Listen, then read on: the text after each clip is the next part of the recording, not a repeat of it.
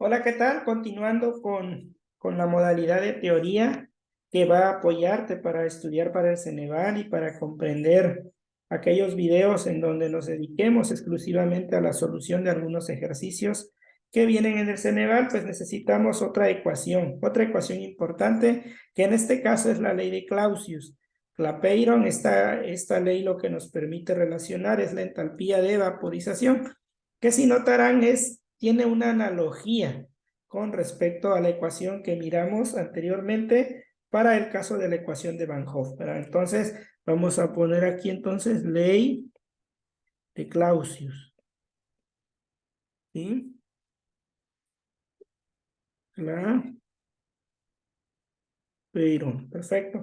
Y esta ecuación nos dice que el cambio de la presión debe ser igual a una delta H de cambio de fase. Aquí como ejemplo nos ponen de vaporización.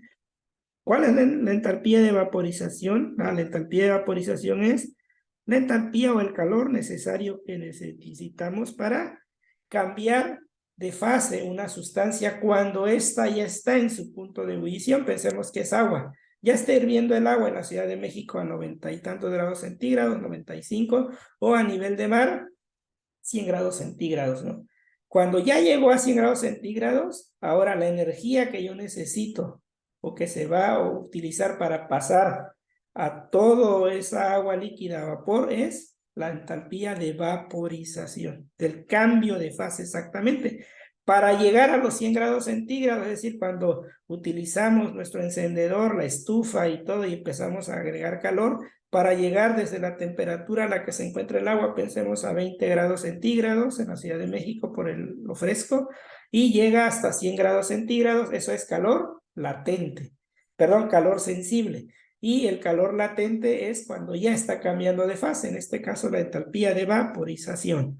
Perfecto, ¿vale? Bueno, entonces vamos a integrar nuevamente como la ecuación anterior. Aquí dejo dp, ¿sí?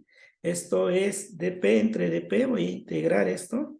Y aquí me queda delta H de vaporización sobre R integral de dt entre dt cuadrada.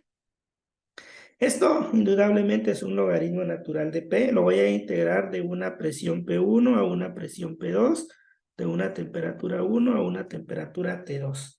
Entonces esto es logaritmo natural de P evaluado de P1 a P2. ¿Sí? Y me queda delta H de vaporización entre dr. Aquí ya no voy a hacer la integral, ya la sabes que hay que poner la exponente negativo aquí, menos 2 más 1 entre d menos 1 evaluado de T1 a T2, ¿verdad? Y me queda entonces el logaritmo de, aquí voy a poner presión 2 entre presión 1, ¿sí? Aquí me va a quedar delta H de vaporización sobre R, y aquí me va a quedar, si invierto los límites, ese negativo que divide se vuelve positivo y te queda T menos 1, invirtiendo los límites, T2 a T1, ¿verdad? Y ya me va a quedar positivo. Entonces, tú lo puedes hacer como gustes y vas a ver que da lo mismo. Entonces, aquí puede ser la simplificación matemática, lo puedo ver así. Logaritmo de P, presión 2, presión 1, delta H de vaporización sobre R.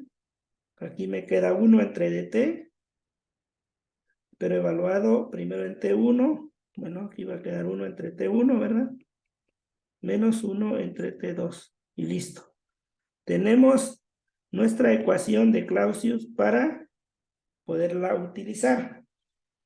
Esta ecuación, al igual que la de Van Hoff, que tiene una analogía, si yo no hubiera integrado los límites de P1 hasta P2, sino simplemente de P1 a P y de T1 a T, donde P1 y T1 sería como mi referencia, o sea, la presión 1 y temperatura 1 de referencia, pues entonces yo la pudiera dejar de manera general logaritmo natural de P nada más, ¿sí?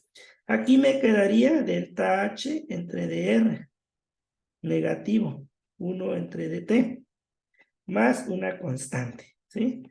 Y entonces yo tendría que hacer una regresión lineal si tengo muchos datos de 1 sobre dt, logaritmo natural de P, si lo hacemos análogo a la geometría analítica, Y es igual a M, X más B. B sería la constante de integración, x1 entre dt, y sería logaritmo de P. Y me quedaría una recta con pendiente negativa. La pendiente M sería menos delta H entre dr. Y aquí en donde cortaría esto, logaritmo natural de P, aquí sería la intersección con el origen, ¿no? O B. Y listo. Es decir, si tengo solamente dos datos, pues mejor utilizar esto. Si tengo una serie de datos, pues hay que hacer la regresión lineal correspondiente, la regresión lineal correspondiente a esto. ¿De acuerdo? Y listo. Eso es la ecuación de Clausius. Aquí tengo entendido que la ecuación de Clausius se puede resolver también cuando hablamos de entalpía de sublimación, es decir, tenemos un sólido que se sublima.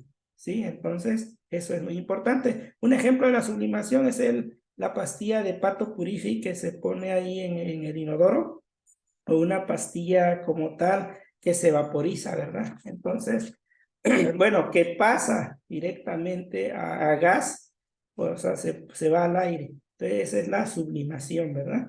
Entonces, en ese sentido, pues esta es la ecuación que yo les quería mostrar y que viene mucho en el Ceneval. Te dicen calcula la entalpía de vaporización, la entalpía de sublimación para el siguiente proceso, dadas las siguientes temperaturas. Entonces, ahí la vamos a aplicar. ¿Vale? Muchas gracias.